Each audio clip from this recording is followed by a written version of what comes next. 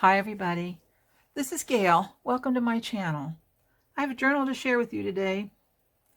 I had a previous video that I released with a naked journal and a pouch that the journal came in, and I had someone who had wanted to purchase it, but it sold fairly quickly, and so she contacted me and asked me if I would create one for her, and I said yes. I don't always say yes to custom orders, but I liked the story that went with her request, and this journal and the accompanying pouch are going to be part of a legacy she leaves for her granddaughter, and I felt honored to be even an infinitesimal little piece of something in this ongoing story into the future. So I said yes, and here it is. I created 2 envelopes, and so to hold some ephemera, plus I have more ephemera in the pouch, and I'm not going to go through all the pieces of ephemera. I did take a photo of them, not all of them. I just kind of spread them out and took a photo of them, so I will insert that into the video. I am filming this right before I ship it, and then once it's shipped, and I know that she has received it, I will release this video to share with you all. So this envelope was created from a piece of vintage ledger paper and old textbook paper, and then I just collaged on top of it and a little bit on the back. Since I don't know what or if any of these pieces will be used in or with the journal, you know, this could be something that could be glued into the journal. I don't know if they will, so I just wanted to make the back look nice too, in case they decide to use it separately like it is here. But you can see inside I have some different ephemera. I have a little envelope, and then full of tickets and labels and little pieces of ephemera, and then the envelope can be used in the journal. I have a couple of laminated dried florals, and just some different images, and that's what's tucked inside this envelope. Inside this envelope, again, collaged on the front, and on the back it's got a little Velcro snap, and again just some different images and ephemera, just full of little fun things. So those are those 2 envelopes. And I didn't have room for them in the journal with everything else that's in the journal. Once the ephemera is taken out of this pouch, there's plenty of room in here, but right now the ephemera is, I put a lot of ephemera in this, so it took up a lot of room.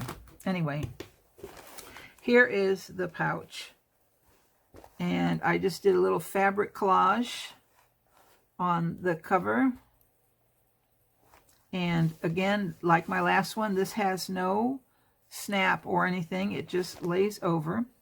Especially it lays better when all the ephemera is out. In fact, let me take everything out so you can see. So again, here is more ephemera that I'm including in the package. This is a laminated writing board, which I just think these are really, really nice. This is the journal, and I'll show that to you in a moment. Here is the pouch. The inside has been lined, and like I said, it lays very nice. In fact, let me show you. When you put the journal back in, and it lays really nice.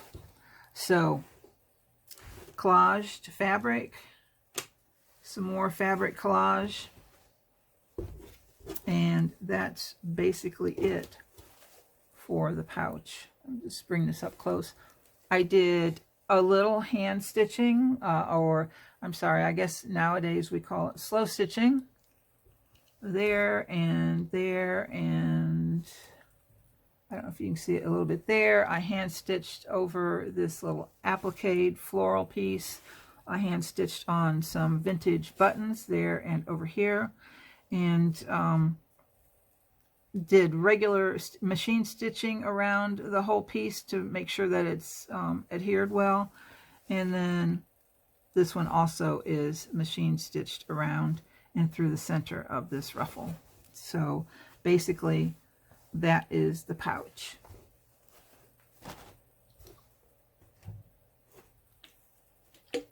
Excuse me, I had to get a drink of water. And then this is the journal. I kept, again, the front fairly plain, and she can decorate it if she wants or leave it plain. I did add this little fabric snippet with the word memories, and machine stitched around everything, and the snippet is actually glued on. It's not sewed directly to the cover. I have a striped sari silk ribbon that comes off. I love the little pale stripes in this. I did try to keep this subtle with pops of color, this journal, so that the lady that's getting it can then do with it as she will. So inside, there's our pops of color. I just love this. This is a little brighter than I normally work in. I usually work in more grade tones of color, but I saw this fabric, I fell in love with it, and it just worked well for this journal. Here I have some fabric that I hand colored a long time ago, and I found it, and I just thought the color worked really well with the blues in these flowers. And then this is just another little snippet that I attached to the pocket. It is not a tuck spot or a pocket, it's just a little snippet of some fabrics collaged together. So I'm just going to go through this. Mostly, I've left most of the pages mostly blank. So we'll just go through this and take a quick look. I did try to put little pieces on a paper to, on the journal pages, excuse me, to maybe stimulate a little inspiration or give someone, you know, a jump off spot when they come to a blank page. Sometimes blank pages are intimidating, so hopefully that helps. There's a little pocket right here. I really need like a little tag. Let me grab one. Okay, there's a tag. So we've got a pocket here, and then a paper bag pocket, and some tea-dyed lace paper. Doing some sewing around the edges of the stained aged papers. This is music score paper, and then I just, excuse me, water. I just sewed on the edge. Added some vintage lace on this edge. And did a little die cutting here. And then on the back page, she could add a photo or a saying or whatever she wanted, and have it show through, which I really like that. Let's see. Some more accounting type paper. It's all, everything, all the paper in here has been aged. I love polka dots and stripes. Maybe you're seeing something, seeing a pattern here with my polka dots and stripes. And again, just laid on some fabric on the edge. This is the center piece, the center of the signature, and these are just some lace pockets. This is a one signature journal, and it uses a 5-hole pamphlet stitch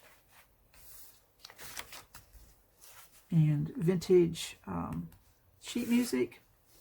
And then I just made a tag here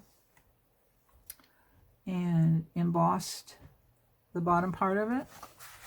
So that goes in that pocket.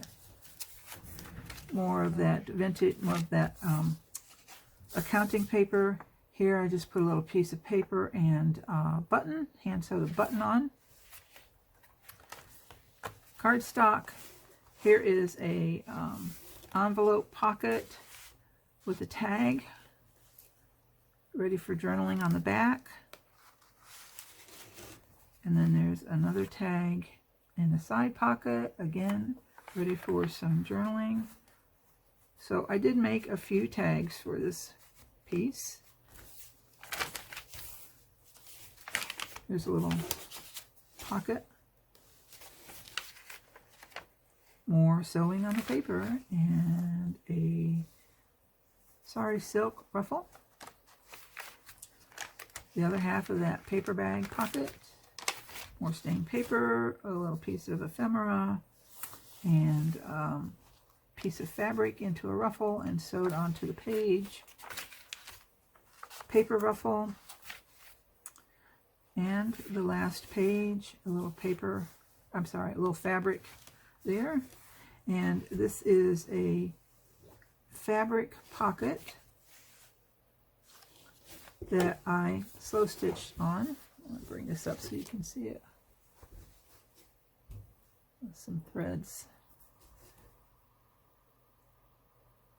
So I just did some slow stitching in certain areas.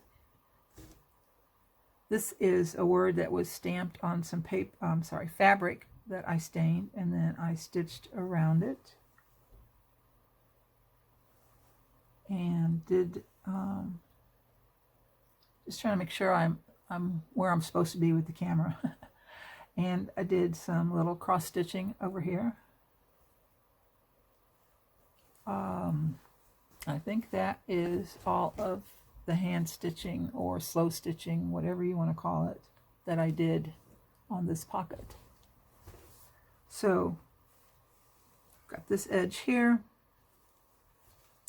I've got a vintage doily, wraps around partway around the back. Here is a beautiful piece of velvet, and on the spine there is this cotton lace, scalloped.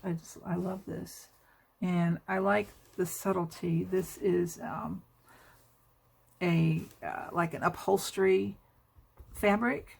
And I just liked the different textures that these pieces bring about, and then just being subtle in that they're all close in color. So that's it. That's all I wanted to share with you today. And I'm glad that you stopped by. I always appreciate anyone who stops by to visit me. One of these days, I'm going to get better and smoother at all of this videoing.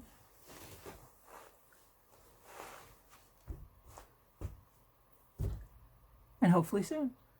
So, wherever you're at, whatever you're doing, I hope you have a very creative day, and I'll see you soon. Bye.